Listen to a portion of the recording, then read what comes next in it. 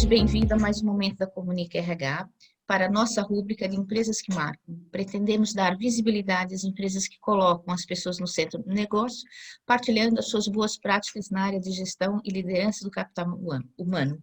Hoje temos aqui o Daniel Spolaor, atualmente ele é diretor da Falcone na área de gente e operações, esteve muito recente nessa função, mas esteve cerca de 13 anos como diretor de pessoas na Ambev. Atualmente, o Daniel está passando também por um processo de reestruturação na empresa. Daniel, seja bem-vindo. Vou pedir para que fale um pouquinho de si, do seu percurso, os fatores de sucesso para trabalhar aqui na área de gestão de pessoas. Bacana. Primeiramente, muito obrigado pelo convite. É um prazer falar com você e contribuir um pouco com a minha experiência. Eu tenho 13 anos Tive 13 anos na Ambev, agora mais um pouco de tempo na Falcone, mas ao todo a minha carreira tem 15 anos na área de RH. Então, e isso se deu por talvez um interesse grande em humanizar as relações, né? Eu originalmente trabalhava com finanças e coisas do gênero e eu percebi que talvez aquilo não me realizasse tanto e eu notava que eu poderia fazer mais para realizar um pouco mais as expectativas e da felicidade das pessoas nas organizações. Isso é um sentimento que eu não sabia muito bem explicar até um dia que eu pedi para um gestor meu para mudar de área. E aí eu comecei a minha jornada no RH e fiz um pouco de tudo, né? Desde funções de business partner em operações, funções corporativas, de treinamento, desenvolvimento, estratégia, tecnologia. E eu acho que mais recentemente um movimento muito grande aconteceu na minha carreira, assim como tem acontecido, imagino, na carreira de diversos profissionais de RH, que é um movimento de empresas e organizações passando por grandes transformações culturais.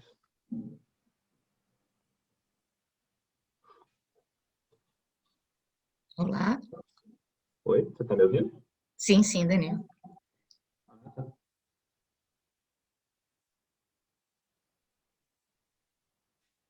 Daniel? Oi, pois não. Ok. Daniel, como vê então atualmente nessas mudanças todas que os recursos humanos se viu envolvida, né? Como que vê atualmente o papel dos recursos humanos dentro das organizações? Eu estava falando isso porque, contextualizando um pouco, né, eu acho que o mercado de trabalho vem passando por transformações muito profundas em função de toda a digitalização da economia, né? Então, assim, obviamente outras transformações aconteceram ao longo da história da humanidade, mas essa mais recente ela tem uma característica de aceleração das tendências muito grande. E dado isso, primeiro você tem o movimento das empresas de tecnologia ocupando espaço e ali entre década de 80 e década de 90, transformando o mercado e de repente essa tendência ganha uma aceleração muito grande, uma democratização muito grande, o número de empresas, organizações, profissionais que migram para esse mercado começa a ser enorme. E isso começa a abalar as estruturas de todas aquelas organizações tradicionais que a gente está acostumado. Então, o modelo de trabalho muda, o modelo de fazer negócio muda, o modelo de encarar o cliente muda, a sociedade. E a própria forma como a sociedade interage com produtos, serviços, né, a oferta de valor das organizações se transforma completamente. Dado que isso acontece, as organizações tradicionais também começam a fazer um movimento de modernização e atualização, né? Eu gosto de falar que essas organizações começam a atualizar a sua versão de software. E a hora que elas fazem isso, as mudanças culturais são muito profundas e as demandas dos profissionais dessas organizações começam a ser muito profundas também, porque existe realmente uma transformação na forma de lidar com o trabalho, na forma de lidar entre pessoas, aquilo que é colocado como prioridade. E aí os RHs também se veem obrigados a se transformar profundamente, né? Culturalmente, em termos de processo, em termos de agilidade, em termos de entendimento da sociedade, do mercado, de tendências. Então, torna-se então uma área sempre foi uma área central, eu diria, mas eu acho que ela passa a ser uma área essencial ao crescimento das organizações. Não é possível mais crescer e prosperar com RH fraco, né? Uhum. Então, eu acho que esse é o grande movimento que a gente está vivendo. Eu acho que os profissionais de RH estão sentindo cada vez mais que eles se tornam o centro da estratégia e o centro da transformação. Ô Daniel, essa transformação já vinha acontecendo aqui há algum tempo atrás, mas o Covid, infelizmente, veio acelerar e mudar alguns fatores importantes, alguns métodos de trabalho, alguns modelos de gestão. Você acha que as organizações também estão preparadas para continuar com esse novo modelo que, de repente, teve que ser implementado quase que à pressa? Ou ainda acha que vamos voltar um pouquinho atrás e voltar a reaprender com mais calma? Na verdade, a minha pergunta é: aprendemos ou adaptamos? Ou vamos continuar para frente, ou voltar um pouquinho atrás e voltar a aprender? O que eu vejo assim, é, porque essa necessidade de adaptação houve, também, também aconteceu das pessoas repensarem suas próprias vidas e carreiras, né? Eu acho que esse que é o cerne da questão de quais medidas a gente vai ter que tomar. Porque uma vez que as pessoas decidam mudar de vida ou mudar a forma como se relacionam com o trabalho, obviamente diversos processos vão ser redesenhados, né? Tem uma pesquisa recente que saiu sobre a economia americana dizendo que em torno de 40% das pessoas preferiam deixar seus trabalhos caso elas tivessem que voltar ao trabalho presencial. Hum, Mas, de qualquer forma, então, assim, isso é uma transformação muito profunda na forma como as pessoas se relacionam com as empresas e com carreira e tudo mais. Porém, por mais que a pandemia seja muito intensa, ao mesmo tempo é um movimento muito recente. A gente está falando disso há pouco mais de um ano. Então, eu entendo também que um movimento que vai acontecer é que as pessoas voltando às suas vidas com menos restrições, podendo circular mais livremente, viajar, enfim, fazer outras atividades que hoje estão ainda bastante restritas, elas comecem a pensar outros aspectos que hoje não estão sendo levados em consideração porque o nível de restrição ainda é muito alto. Então, eu acho que a discussão hoje ela está muito centrada no trabalho remoto, e no trabalho flexível, mas eu entendo que nós vamos passar por várias outras adaptações e várias outras transformações ao longo dos próximos anos. É, e aí eu acho que tem um ponto que eu acho sim que a gente vai voltar para o escritório, eu não imagino que a gente vai ficar 100% dos nossos dias daqui para frente trabalhando de casa, mas acho que vai haver um balanço melhor. Mas o grande ponto para mim sobre a área de recursos humanos e sobre as empresas é que a velocidade em que a gente adapta processos precisa aumentar. Então, uhum. a gente se viu forçado a adaptar e a gente adaptou com uma velocidade muito grande. Eu consigo imaginar que isso vai ser incorporado como parte do DNA das organizações dos recursos humanos. Então, muito provavelmente, a gente vai conseguir capturar tendências de uma maneira mais rápida e atender as demandas das pessoas de uma maneira mais rápida. Então, eu não acho que existe uma resposta padrão de vamos avançar mais no movimento, vamos recuar no movimento. Eu acho que a gente vai ter momentos de avançar e momentos de recuar e talvez a gente individualize esse tratamento dadas as necessidades individuais de cada pessoa. Caso essa agilidade no RH de fato seja desenvolvida e esse olho central nas pessoas também esteja bem treinado, né? Mas eu entendo que sim, passaremos por muitas mudanças, mas eu acho que a agilidade, a velocidade de adaptação, seja avançando num processo ou recuando num processo, é que vai ser o traço mais fundamental, né? Ô Daniel, falamos aqui numa coisa importante, que é avançar nos processos. Os líderes estão ah, adaptados, estão à altura realmente de responder rapidamente a todas essas mudanças, porque principalmente a liderança teve um impacto bastante grande na gestão das pessoas, né? Na gestão dos processos, na gestão das ansiedades, enfim, na gestão de tudo aquilo que era, de uma certa forma, um pouco centralizado, né? E passou a ser um pouco mais centralizado. Os líderes estão preparados para responder rapidamente a essas mudanças? Eu acho que, de uma certa maneira, quem é líder sente qualquer transformação de uma maneira muito mais intensa, porque sente por si próprio, afinal de contas é uma pessoa como qualquer outra, mas também sente pelo time, né? Então, assim, você sofre impactos muito grandes de toda a transformação e de toda a ansiedade que as pessoas e o mundo estão vivendo, né? Então, eu não acho que os líderes estavam preparados, eu acho que os líderes aprenderam a conviver com esses momentos recentes e acho também que novas capacidades estão sendo exigidas num grau superior, né? E a adaptação das pessoas e a empatia das pessoas para se adaptar vai ser muito importante, porque tem vários traços assim que você consegue notar nas organizações hoje que fazem com que o líder tenha que ser muito mais completo ou tenha que observar muito mais aspectos do que ele precisava antes. Uhum. Então, a primeira coisa é uma convivência de 5 gerações ao mesmo tempo nas organizações. Isso nunca aconteceu. A primeira, hoje nós temos a primeira geração entrante no mercado e convive com 4 gerações anteriores, né? Pela longevidade da carreira das pessoas, pela longevidade das próprias pessoas, pelo entendimento de que pessoas mais experientes contribuem para as organizações também, e esse entendimento foi mudando ao longo do tempo. Você tem esse primeiro aspecto. Então, assim, diferenças geracionais exigem diferenças de liderança e tratamento. Primeira coisa, né? Gerações nativas digitais, quando as gerações que não são nativas digitais e se adaptaram. Outros aspectos importantes, diversidade e inclusão. Essa é uma pauta muito forte, muito correta, em que boa parte dos líderes que hoje estão por aí, que não foram nem capacitados nas organizações, nem tampouco capacitados na sociedade, porque a sociedade também foi se transformando nesse aspecto e isso entrou dentro das organizações. Então, o assunto de diversidade e inclusão é outro assunto que a gente precisa desenvolver muita fluência. Outro assunto que eu imagino que os líderes estejam tendo dificuldades e precisando se preparar, saúde mental. E talvez saúde mental tenha sido uma coisa que foi sendo, pela velocidade do mundo, pelo nível de pressão que a gente sente, pelo nível de competição que existe hoje, mas a hora que você entra numa pandemia, isso se intensifica drasticamente e começa a ficar muito latente, muito perceptível e vira uma discussão muito viva. É outro assunto que não é todo mundo que está habituado a lidar, é um tabu para as pessoas não tratam da mesma forma como tratam sua saúde física. Então, assim, diversos aspectos foram acontecendo. Eu acho que a gente tem que suportar os líderes, sim.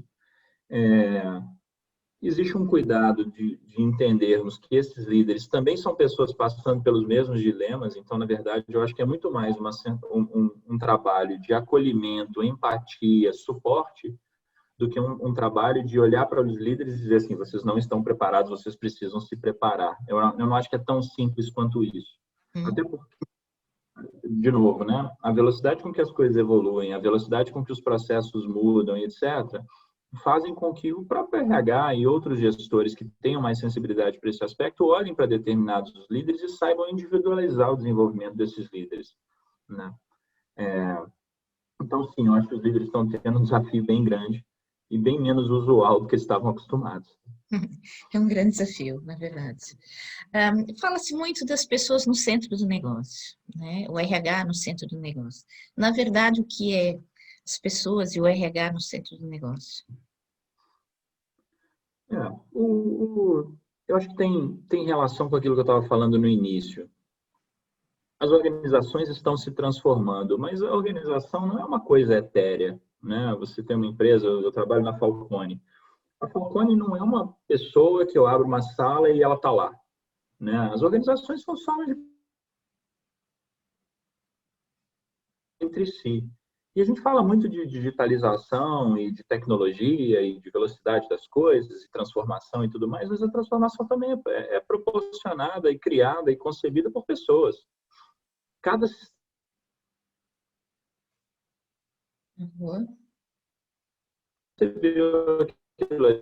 Perdemos aqui um pouco a que chamada. imaginou o processo, que concebeu um algoritmo, que desenhou tecnologia. Perdemos? Estou perdendo aqui um pouco a sua chamada. Voltou? Sim. Melhorou? Melhorou? Sim, sim. Ela oscilou um pouquinho. Eu vou recomeçar essa, então você vai E é editar melhor. depois, né? Sim, que depois eu Tá corto. bom. Tá, Júlia. Então, vamos lá. Então, eu acho que isso me leva de volta à primeira pergunta que você me fez, né? Sobre a velocidade do mundo, das organizações, essas transformações que vêm acontecendo. A gente atribui às organizações uma forma etérea, ou as organizações ela tomam um aspecto quase pessoal, como se você abrisse uma sala e visse a organização lá dentro na forma de uma pessoa. Isso não existe. O que existe são pessoas tomando decisões e pessoas dirigindo as organizações para a direção que elas entendem que é melhor. Então, a gente fala de tecnologia, fala de transformação, fala de inteligência artificial, algoritmos, cada linha de código, cada tecnologia desenvolvida, cada solução digital, ela é criada por pessoas, né? São pessoas digitando os códigos, pessoas concebendo os algoritmos inicialmente. Então, o fato das pessoas serem centrais em qualquer aspecto é simplesmente uma conclusão sobre a vida. Sempre vai ser assim. A Uhum. única coisa que começou a acontecer é que a velocidade da transformação de determinadas organizações e da sociedade começou a exigir que as organizações acompanhassem essa velocidade, ou então elas desapareceriam. E isso fez com que muitas das organizações que não davam tanto valor a colocar as pessoas no centro, colocar a função de RH como uma função estratégica, uma função de fato transformadora para construir o futuro das pessoas e das empresas, fez com que essas organizações aprendessem e passassem a lidar com esse sistema de uma forma diferente. Então, eu acho que sempre vai ser sobre pessoas. Então, as pessoas estão no centro simplesmente porque são elas que conduzem o mundo. Então, passa por entendermos isso e lidarmos com isso da melhor forma, né? E aí, felizmente, a gente está no RH hoje e a gente tem o benefício de talvez estar no centro da discussão também. Eu acho que as pessoas, como você disse, sempre esteve no centro, né? O que houve agora foi um despertar que as pessoas realmente sempre estiveram no centro e que os recursos humanos passa a estar cada vez no centro porque é responsável pelas pessoas, né? E tem que estar realmente intimamente ligada a toda a estratégia do negócio, né? Não pode andar paralelo ao negócio, tem que andar realmente com o negócio, né? Tem que estar envolvido em toda a estratégia do negócio. Vamos falar aqui um pouquinho das boas práticas da sua organização. Eu sei que vocês também estão passando por um processo de transformação digital que envolve toda a organização e com um grande impacto na área de recursos humanos. Fale um pouquinho sobre isso, fale um pouco como foi implementar, que dificuldade vocês têm tido, que benefícios têm colhido com toda essa transformação. Eu acho que para explicar um pouco a transformação, vale a pena explicar um pouco da origem do nosso negócio. Então, nós somos uma das 10 maiores consultorias do Brasil, com um foco muito grande em gestão, em melhoria de processos e melhoria contínua. E boa parte das grandes organizações brasileiras, as maiores organizações brasileiras ou organizações internacionais que atuam no Brasil, passaram por algum processo de consultoria com a Falconi. Passaram ou passam. Então, a Falconi ela é muito responsável pelo DNA das grandes empresas brasileiras e a forma de gerir negócios no Brasil.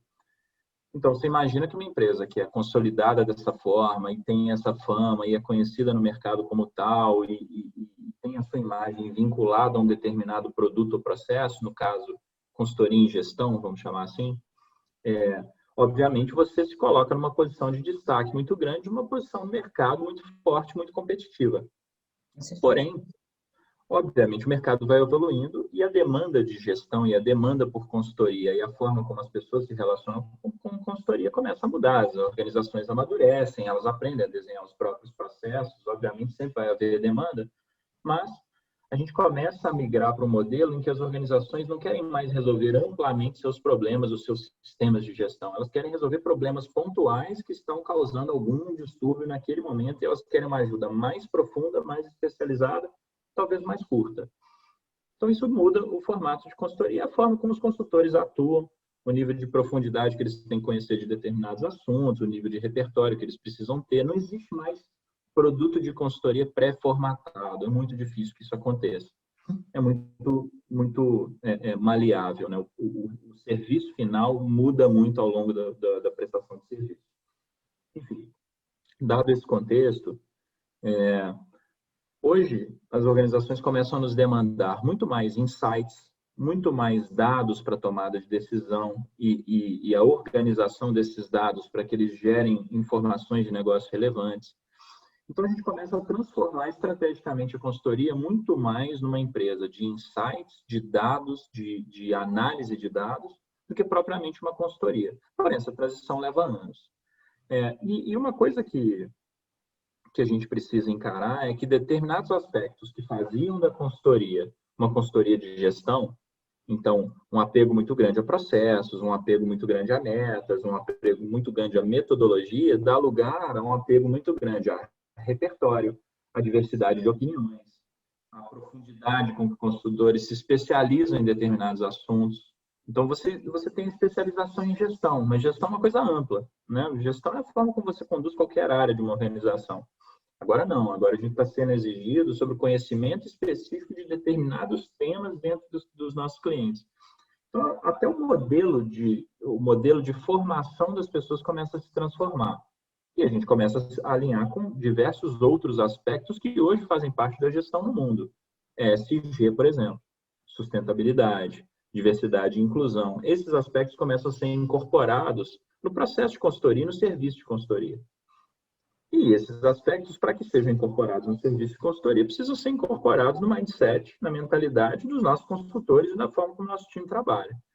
Então, faz 2 anos que nós iniciamos um processo, e aí eu vou chamar de processo, e eu queria destacar isso, de transformação cultural. Porque eu entendo que transformação cultural não é um projeto e não é uma coisa que começa e termina. Acaba. Acho que você precisa olhar para a sua cultura sempre sobre a ótica do que você é, da experiência que você acumulou como organização e aquilo que você efetivamente construiu e tem orgulho e é o seu legado, mas também sobre aquilo que você quer se transformar. Então, é muito sobre você também projetar o que você quer ser e construir a cultura que você quer ter. Cultura é um processo de transformação permanente, por isso um processo, não um projeto. Então, acho que esse é um dos principais aspectos. E como que a gente faz isso, né? Dos principais aprendizados é o de envolver todas as pessoas, né? As organizações elas não são tão mais organizadas de uma maneira top-down, de uma maneira comando e controle. Hoje as organizações elas são muito mais horizontais e 100% das pessoas que estão ali querem ter voz na transformação e querem participar do processo de evolução da companhia.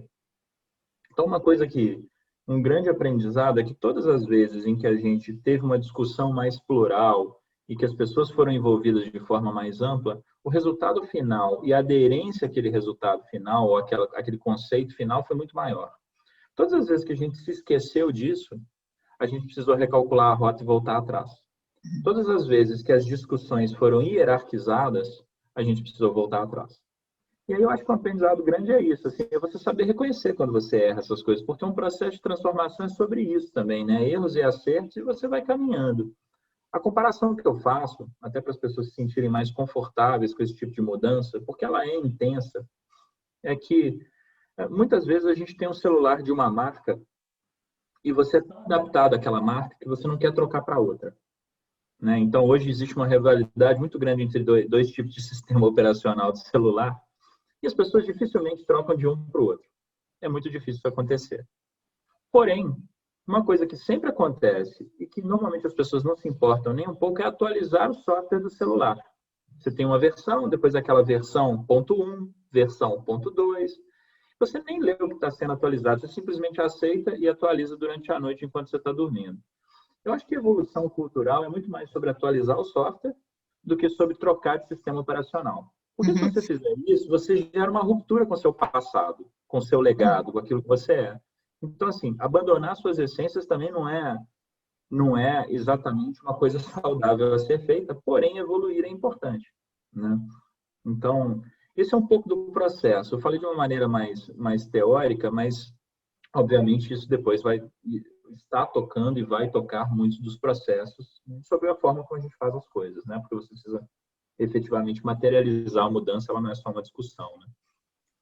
Que outras dificuldades que você teve? Você citou algumas quando não envolve as pessoas. Eu acho que todo o processo, né, tudo que tem a ver com uma transformação realmente, quanto melhor o envolvimento das pessoas, mais as pessoas estão realmente comprometidas com o processo. Mas que outras dificuldades você encontra em operar uma transformação tão grande, né? Porque a cultura é aquilo a gente, de uma certa forma, está enraizada, como você disse, né? Vamos buscando o passado, vamos consolidando o passado.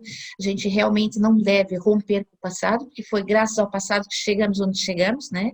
E temos que fazer uma melhora. Mas que outras dificuldades você teve a nível de sistemas, a nível de chefias, a nível, enfim, que mais dificuldades que se encontrou no dia a dia para iniciar e implementar uma transformação dessa?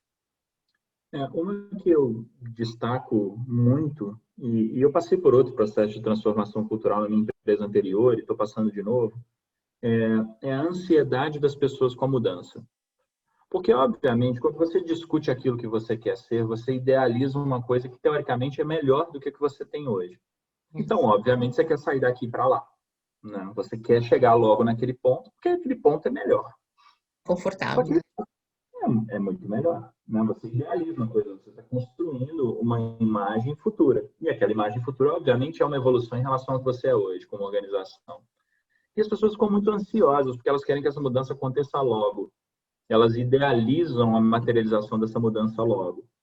E essa ansiedade não condiz com a velocidade que as coisas mudam, porque a mudança vai se materializando aos poucos, né? Então, você começa a tocar os seus primeiros processos, você começa a recrutar pessoas de uma maneira diferente, você começa a avaliar pessoas de uma maneira diferente, porque os aspectos que você observa como principais na carreira e de competências e capacidades das pessoas começam a ser alterados. E aí, lentamente, as pessoas vão encarreirando e você vai tendo novas lideranças. Essas novas lideranças vão praticando os novos valores. Então, essa transformação leva tempo. Só que a ansiedade das pessoas não condiz com o tempo que leva. Então, um grande aprendizado é sobre como lidar com essa ansiedade. E eu acho que os dois principais pontos sobre isso são, primeiro, comunicar muito claramente como a mudança está acontecendo e muito claramente o tempo que se leva para fazer as coisas, né? O tempo que se leva é o tempo que se leva. Tem coisa que não é possível acelerar. E o segundo ponto, além da comunicação, é de você efetivamente materializar a mudança. Então, você mostrar para pessoas que aquelas decisões estão sendo tomadas em função de uma nova cultura que você quer implementar ou de uma cultura que você quer evoluir. Então, se você mudou o seu processo de recrutamento e está observando outras características nas pessoas que vão entrar na sua empresa, explique por que você está fazendo aquilo e você materializa um pedaço da mudança. Se os conteúdos do onboarding, da integração das pessoas na sua organização mudaram, explique por que você mudou esses conteúdos. Se a forma de você se comunicar mensalmente mudou e você de repente está mais aberto, está usando menos materiais e mais diálogo, explique por que você está fazendo aquilo. E aí você começa a tangibilizar a mudança para as pessoas. E aí as pessoas têm um senso de evolução nas coisas, que caso você não materialize e não comunique adequadamente, elas não sentem que mudou, porque elas não entendem o porquê das coisas, né? Você precisa tangibilizar o que você fez, por que você fez. Então, esses dois são outros dois grandes aprendizados assim, sobre como lidar com a ansiedade das pessoas. E eu acho que é isso, assim, é um pouco de idealização, que é o que as pessoas sentem, e isso gera nelas um desconforto e uma coisa que faz com que elas não consigam lidar tão bem com o dia a dia no curto prazo. E que benefícios até agora trouxe essas transformações, o início, né, desse processo todo de transformação? Que não é só dificuldades, né? Temos muitos benefícios quando tudo é implementado da melhor forma, da melhor forma que se pode implementar, né? Prevendo uma boa comunicação, uma boa liderança, um bom envolvimento das pessoas. Que resultados positivos é que você teve até agora nesta transformação? Eu vou falar de dois resultados principais. Acho que o primeiro deles, eu vou falar sobre a própria organização. A organização começa a crescer de uma maneira diferente e ela começa a ver oportunidade de crescimento e de gerar valor onde ela não enxergava. Porque isso é parte da transformação. A transformação se dá porque você quer que a organização cresça e prospere, né? Então, hoje, por exemplo, o percentual de faturamento da nossa organização de receita vindo de produtos e serviços que foram criados há menos de 2 anos é muito superior àquele que existia antes. E você começa a ver avenidas de crescimento muito grandes que antes não eram vistas. E você começa a ver a prosperidade e a longevidade da organização se alongando, né? Esse é um benefício para o negócio que eu acho que é parte do motivo da gente se transformar, né? É um dos motivos, sem dúvida nenhuma. E aí, quando isso começa a acontecer, eu começo a ver um movimento nas pessoas de mais felicidade, mais engajamento, de vislumbrar mais oportunidades de carreira, dado que você tem novas áreas crescendo e novas oportunidades surgindo, então as pessoas começam a se enxergar em novas oportunidades, em transformações pessoais de carreira também. E eu começo a ver uma melhora em otimismo muito grande das pessoas, uma melhora de clima organizacional, né? As nossas medições mais recentes de clima, engajamento, elas são as maiores acho que talvez desde que a gente mede isso. Isso é muito impactante, porque no fim das contas você está gerando oportunidade e felicidade para as pessoas, desenvolvimento e felicidade. Então, acho duas transformações muito grandes, uma transformação de negócio e uma transformação nas pessoas que é muito impactante. Então, que faz valer a pena toda a dificuldade de se promover a mudança, né? Excelente, isso só prova realmente que estão no bom caminho, né? Conseguiram impactar duas coisas importantes, o negócio e as pessoas, né? Daniel, que recomendação que você daria a um outro profissional que estivesse numa fase de implementar, de mudança, enfim, e pudesse colaborar de alguma forma com aqui uma visão, né, daquilo que, por onde começar, ou o que fazer, ou o que levar em consideração? Também. Eu acho que duas coisas são fundamentais em qualquer processo de mudança. E todas as vezes que eu vi essas coisas sendo atendidas, as coisas funcionaram melhor e de fato, quando foi o contrário, é uma tragédia muito grande. A primeira delas é ouvir muito ativamente. Então, ouvir as pessoas. Quem vai promover a mudança na sua organização são todas as pessoas, não são algumas pessoas. Você pode até ter um discurso mais forte de alguns líderes, é normal que isso aconteça. Mas não são eles que vão promover a transformação, são todas as pessoas. Então, ouvir muito ativamente é fundamental, porque quando você ouve, você consegue observar aspectos que as pessoas têm de ansiedade, de interesse, que aquilo seja refletido na empresa. Se você não leva isso em consideração e você transforma uma organização sem considerar aquilo que as pessoas imaginam como ideal, elas simplesmente abandonam. Elas vão trabalhar em outros lugares que elas se identifiquem mais, elas vão construir mudanças de formas que elas acreditem mais. Então, ouvir muito ativamente é fundamental. E a segunda coisa é que você vai errar diversas vezes nesse processo. Então, você voltar atrás e corrigir a rota é a coisa mais normal do mundo. E nós, gestores, seres humanos, temos muita dificuldade de lidar com a falha. Muito Muita mesmo. dificuldade.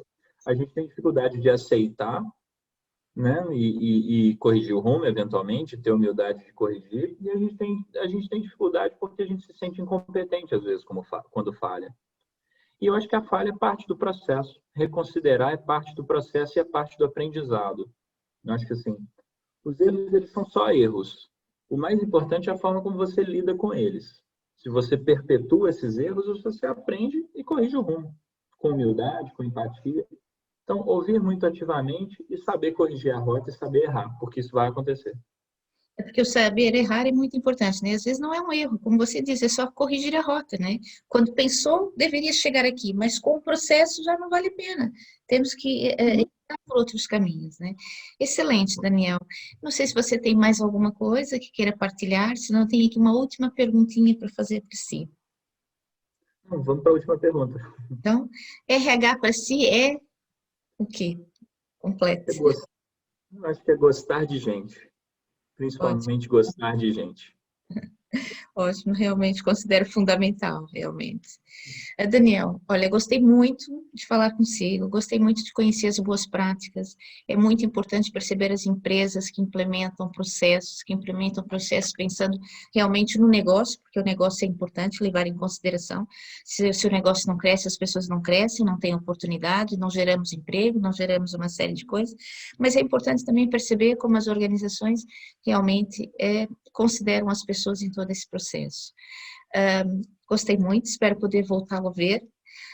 Mais uma vez, obrigada. E, olha, sucesso, estamos aqui para aquilo que precisar. Muito bacana, eu que agradeço, foi um prazer conversar com você e estamos disponíveis para outras oportunidades. Muito obrigado, sucesso para vocês também. Obrigada, Daniel. Obrigada, até uma próxima.